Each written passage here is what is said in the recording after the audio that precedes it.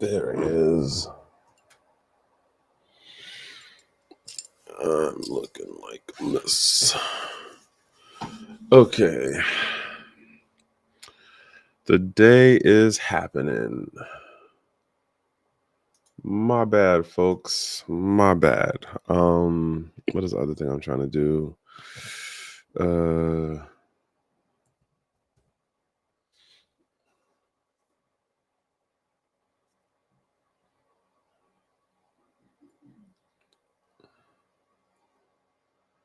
Bet. All right. I'm dead ass running stupid late. This was literally like a last minute thing. Give me another like 30 seconds to get some things set up, and then I'm gonna jump into this. Oh, Lord. Yeah, I gotta get better at doing these live things like King and the Simonson family and like Rural Black. I don't do this enough anymore to really get this down. All right, mic is where it needs to be. The camera's doing what it's doing. I got a couple of stories. I'm gonna really be short on this. So let's start it off. Let me get back over to the screen. All right. Hola, and buenos dias, GnGs. My name is Trekkw2ks. Welcome to another episode of Weekend Crypto, brought to you here on the Gentleman of Crypto Network. And so if you don't know, again, I am Trekkw2ks, and the idea behind Weekend Crypto is to cover crypto-related news stories that happen between a Friday and a Sunday, pop them out, usually at 08 Monday morning. And so that didn't happen. This weekend has been something else. Like I did some camping stuff, then I had to work on the car. And shout outs to the people who own Nissan Maximas who do their own car work. Shout outs to y'all, because I'm definitely learning some things about the Nissan Maxima. I had to swap out a power safety switch. If you know anything about Nissan Maximas, the power safety switch is not where you think it should be. But anywho, the weekend had a lot going on. And so I said, you know what, let me try to pop out doing a live, because I want to try to at least do a live once a month now. And the schedule works for me to be able to do it on a Monday at least once a month. I just gotta do better at coordinating stuff.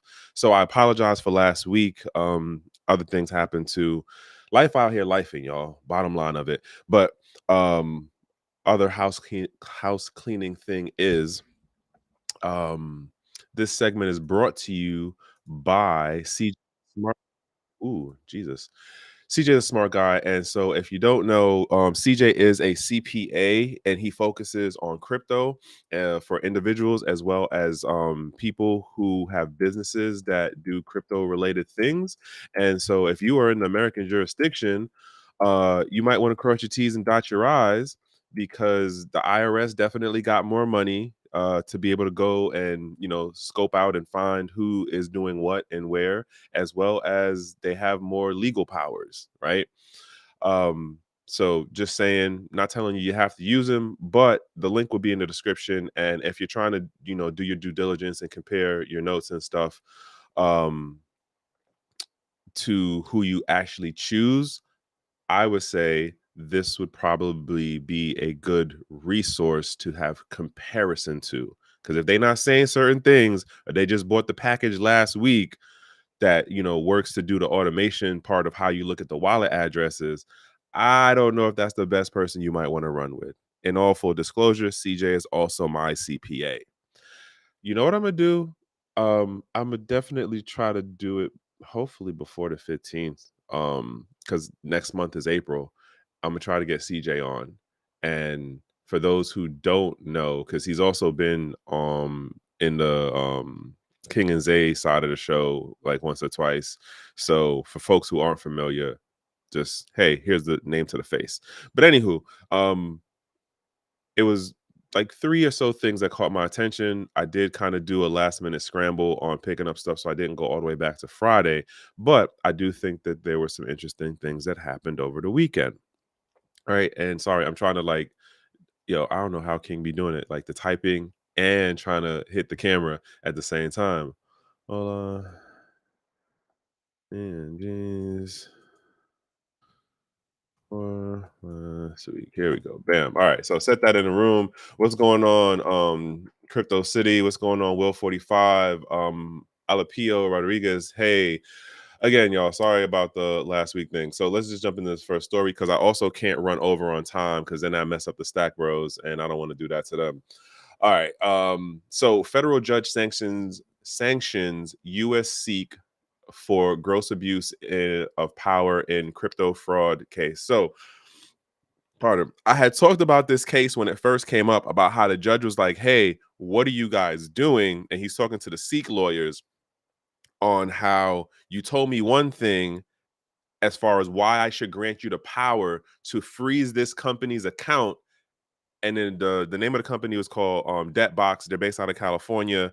And so they were basically telling the judge, oh, look, they're moving stuff. We need to get a quick um, power of being able to freeze their bank accounts and stuff, and telling the exchange to stop doing what they're doing as far as like where they're moving the crypto through.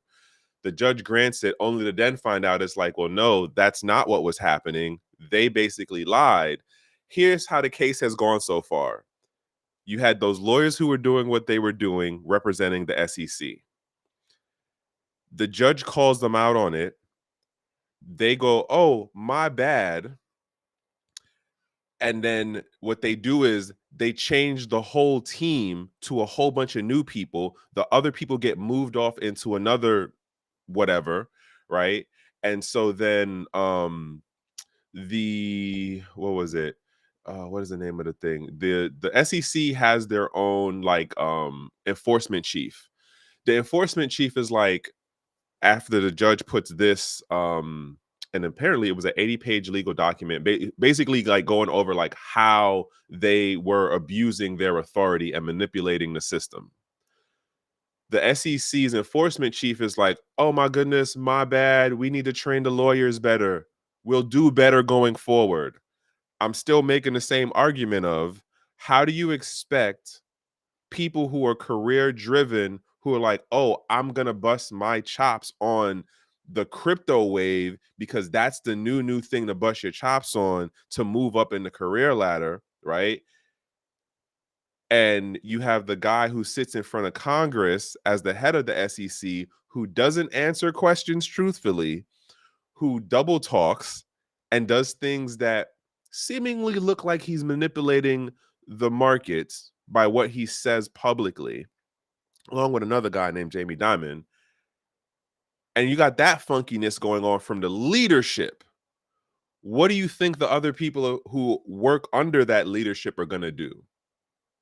And there's a concept in it's not business management, but like there's a thing where you don't have to actually outright tell someone, hey, if you do this, this is what will lead to the benefits and promotions and stuff for you like that, right? Or, hey, stay away from these type of topics because we don't do that here. I forget what the phrasing is, but that's basically what's been going on in the SEC for decades. And now that we're in this whole crypto thing, like everyone kind of understands, do what you need to do to win the case. So what do? They abuse their authority and can screw facts that work within their favor to go, hey, we will do it this way because I get the win. And in the department that I work for, me getting the win is the important thing. How I get the win is a different story. Again, to me, I mean, shout outs to the judge. What's his name? Shelby. Where is it at? It's Judge Shelby.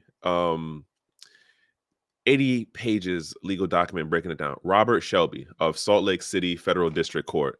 Shout outs to him for like going on paper, like going out in front and saying stuff. But at the same time, it's just like, all right, but will this actually lead to change in how the SEC operates and is doing their thing in busting down like the crypto industry? I don't know. I don't think so. Would I count this as a indicator?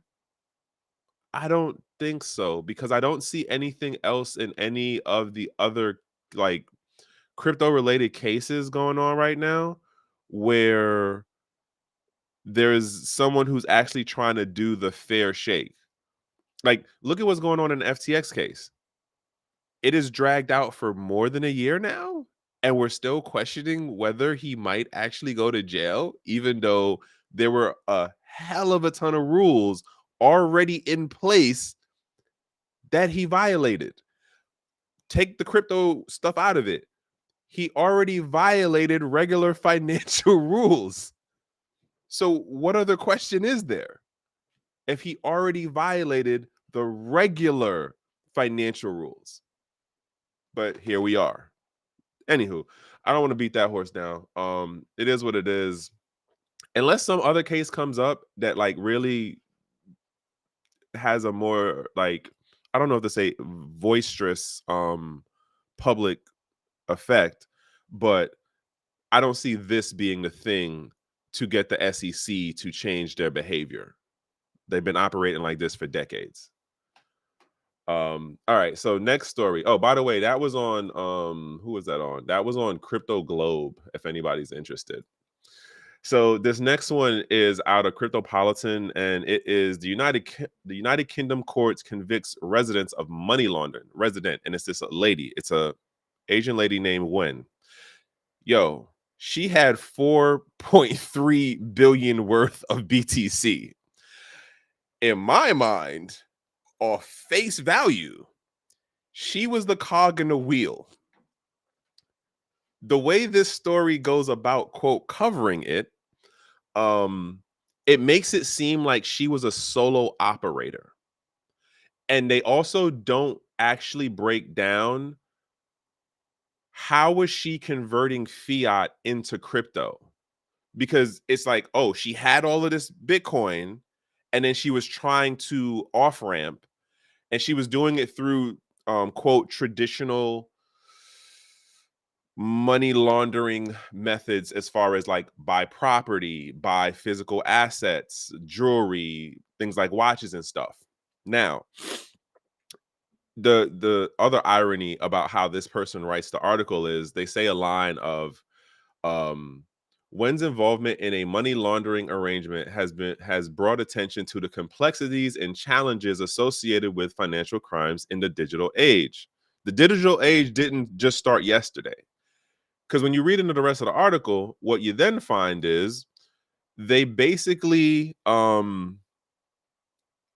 able to track everything. They were able to coordinate that, oh, she has multiple properties in London. They were able to coordinate that she was connected back in to the Asia region in regards to the where she was doing things there. They was able to connect her to Dubai. So like in my mind, for the way that this article is trying to break it down, like, oh, it's so complex, but yet somehow magically they were able to draw everything together. It makes me wonder if all right.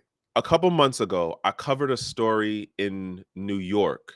There was there was the same thing of quote a money laundering ring, and it was Indian or Pakistani based, but like they served whoever. You had the crypto, you wanted the cash, and they was giving you like six figure numbers in cash. And this was in New York. I thought them boys was really bold, but it was only a small segment of a larger network. In this particular situation, I'm really kind of dumbfounded in how they are only focusing on the one person. And for the amount of crypto or amount of Bitcoin that she had, to me, this sounds too much like she was part of a network, and she might have just been the front person. Nonetheless, the point of why I bring this up is because I've been talking about capital flight control for how long now? Like, I've been on Gem of the crypto side, what, 2 years now? But I've been talking about capital flight control. If you've been in the chats with me, I've been talking about this for a way longer than 2 years. I'm wondering if someone somewhere like was like, all right, we need to nip this in the bud, because 4.3 billion, y'all. They don't explain where she was getting the money from, and in my mind, that means she was part of a network, and someone or some people are out of a lot of capital right now. And 8 times out of 10, it might have been coming out of the Asian region, or she might have been the go-between between like Hong Kong, China, Dubai, London, and there might have been some other places. But all right, here's where I'm going with this. We will hear more stories like this because of the larger things going on in the economy, in the financial world, especially at the global scale of it. I'm not even going to say people are becoming more creative, because it isn't like it was a new thing that she did for, doing real estate. Like, real estate has been the go-to for generations, but more so the involving new types of technologies. In my mind, I think that there was something on the TradeFi side that was the trigger that said, oh, wait a minute, this person is moving a certain way. Now, they probably could have done better at or she probably could have done better at not using traditional TradeFi stuff, or use better front people. But nonetheless, more cases like this is going to pop up. And I wonder what the blowback of this is going to be, because there's no way that was all of her money. That's all I'm saying on that part. All right. So here's what I did. I'm admitting this as far as it being clickbait, y'all. Yeah, exactly. Holy Way Fan Bam. I think she might have been the fall person, but then imagine how much, like, I don't think that was the total amount of the bigger part of the network.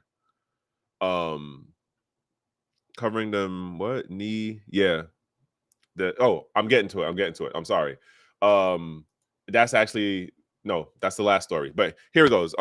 This next story right here is about the Iceland saying that they're going to shift their interest and resources from crypto mining into the food mining. Now, in this article, which is out of Bitcoinist, they have the Iceland Prime Minister, who apparently made some comment that was like, yeah, we need to get away from that because, we're still questioning how it affects the environment, blah, blah, blah, blah, blah, blah, blah. In my mind, I think someone's lying, because and I know folks who was doing this, like, in Canada back in like 2018. They were using the miners to heat their greenhouses. And I don't know if you've been in Canada, like Ontario, Vancouver, hell, definitely Toronto, Hamilton. Shout out to my Canucks to the north, by the way. Them winters is no joke. Okay. And so the basic of it is, Iceland is saying we're going to shift our attention and resources away from the mining side of the crypto industry, and we're going to bring those resources and things back into food to make stuff more greener and be food independent.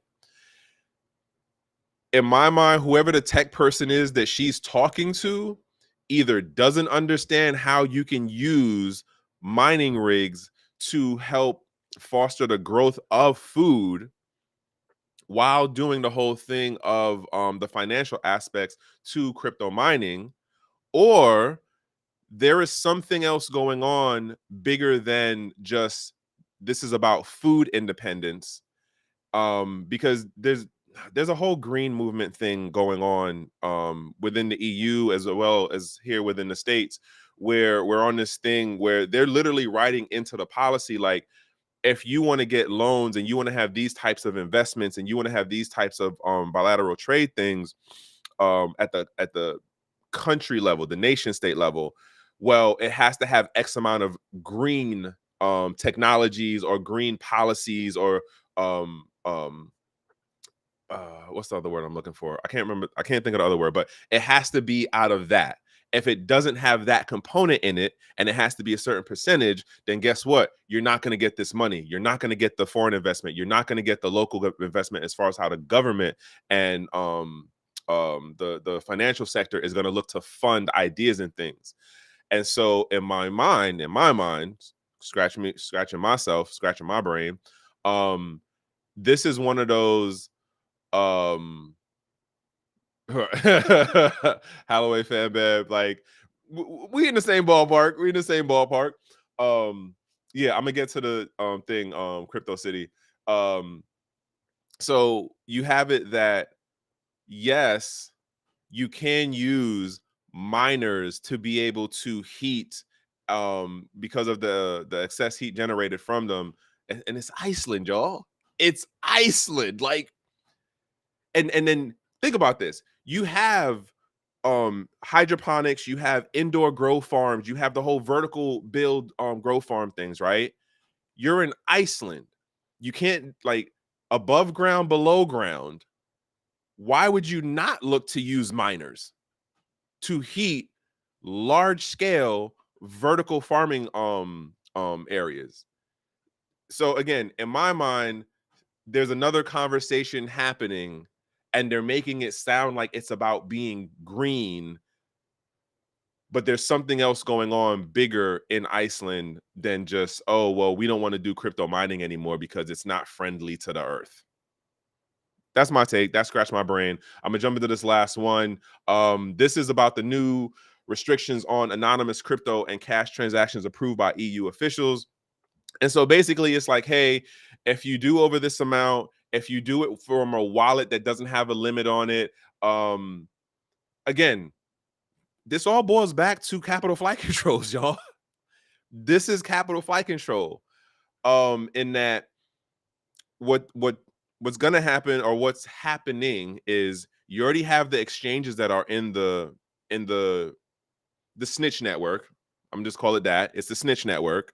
So even if you're doing something that, quote, is not illegal, because of the amount that you do it at or the frequency that you do it at, you trigger the automation in the system to watch your account. I also, here's the funny thing about stuff like this, right? When you make these rules that are like, hey, you can't do blah blah blah as a regular, well, we're targeting it at criminals, but you as the regular citizen can't do it. The other side of the coin is, at least, and this just might be me because I come from this side of like the globe or the gang military attachment.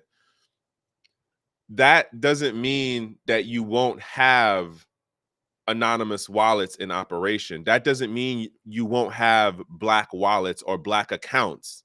It's just going to be, oh, well, the government has the authority or the right to still do it. You as the regular citizen do not. We can move money around in large sums in questionable ways and for very questionable things, but you as the regular citizen cannot. Mind you, the other funky part about this is the EU as the conglomerate is saying this. Some of the other things I pay attention to talk about how the EU is like on its way out. Not tomorrow, but maybe another, 10 years plus down the road. So does this stuff still hold down the road? I honestly think that with this being pushed in, all it's going to do is encourage the growth of the gray market side of anonymous wallets, as well as if you're into mining and the whole thing of having clean Bitcoin means that it didn't pass through an exchange of any type, which would then look to market. Um, Listen, y'all got to work on your networks. Like, start trying to really figure these things out and figure out where you're trying to be in 10 years. Because stuff like this is only meant to pigeonhole you and not the government and not the people who want to play the games on the back end, like the Trekkw2ks folks. And so I'm trying to stay within my window on this one. Thank you for the people who tapped in. I do appreciate y'all. I will be getting back on my 08. And shout outs to the rest of the folks. Oh, Simonson family, I used y'all thing. King and Zay, shout outs to y'all too. Again, the Maxima folks, if you do your own work on your Maxima, shout outs to you, because that joint is no joke. And I hope everybody has a good Monday. As I say, have a productive over busy day. If it can't be a productive over busy day, at least be in a safe place, in a safe space, and with good company. And from one human to the next, that is the best that I can wish you. And also, this segment is brought to you by CJ the Smart Guy. All right, y'all. One. I'm trying.